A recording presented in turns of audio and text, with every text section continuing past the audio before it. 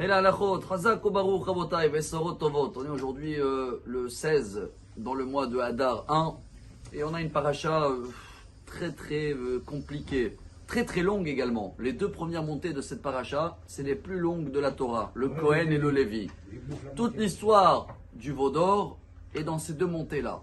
Pourquoi pas étaler un petit peu sur tous les montées? Le Hafetz Chaim, Rabbi Israël Meir HaKohen de Radin, décédé je crois en 1933, il disait que pour la Torah, si quelqu'un d'autre il aurait monté dans l'histoire du Vaudor, et comme ça le concernait parce que arrière-grand-père de nous tous, il était dans l'histoire, les seuls qui n'étaient pas là, c'est les Kohen et les Lévi.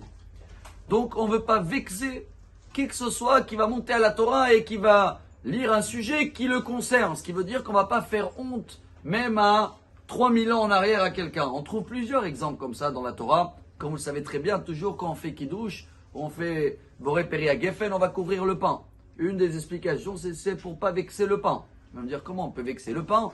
Parce qu'en général, toujours, quand il y a un pain à table, c'est lui qui passe en premier, c'est le motzi. Mais comme dans le Kiddush, on va faire passer le vin avant lui pour pas le vexer, le pain. Mais on comprend très bien le message d'aujourd'hui, c'est pas le pain qui se vexe. Et c'est ni quelqu'un qu'il y a 3334 ans, arrière-grand-père, il était dans le Vaudor et encore, peut-être c'était que le Erev-Rav, hein, les autres qui étaient greffés de côté. Alors peut-être mon arrière-grand-père, il était là et regardait. À quoi ça va me vexer, chers amis? La réponse d'aujourd'hui, je crois que c'est un grand message. Parce que c'est pas le pain qui se vexe.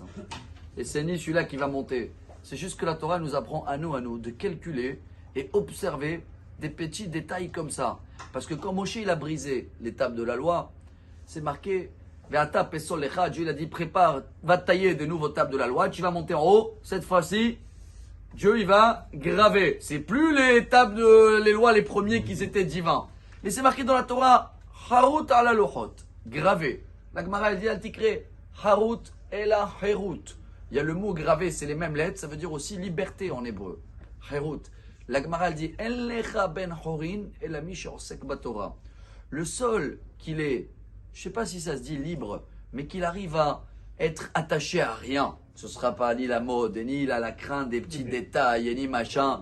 On ne voyait pas que nous, on s'endort autour, on a des petits soucis, on ne regarde pas les grandes choses. Ça me rappelle un pays, il dit voilà, c'est bon, on va vous aider, on va vous baisser un peu les prix du beurre, et un peu les prix de l'essence, et un peu, d'un autre côté, les prix d'immobilier, ils ont monté en 10% dans l'année. Donc dans les gros morceaux, ils arrivent à t'endormir et les gens, ils ne voient pas. La Gemara dit Mandeyaïv, Hayeyaïv Maison et Ta'anit, page 8. Celui-là qui te donne tous les matins la vie, c'est le même qui te nourrit, c'est Dieu.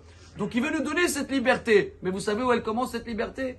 À observer des petits détails comme ça, comme ne pas vexer le pain ou ne pas vexer les gens. Parce que quand tu arrives à observer des tout petits détails comme ça, et remonter 3000 ans en arrière, alors là tu arrives à observer, ah c'est vrai, Dieu m'a donné la vie ce matin, alors il va s'occuper aussi de me nourrir, moi, ma famille, me donner de quoi être Bezrat Hashem bien. Si on arrive à voir tous ces petits détails, chers amis, eh ben on devient, si tu veux, des grands hommes, je sais pas, mais en tous les cas, on va voir les choses en grand et préparez-vous à des grandes nouvelles.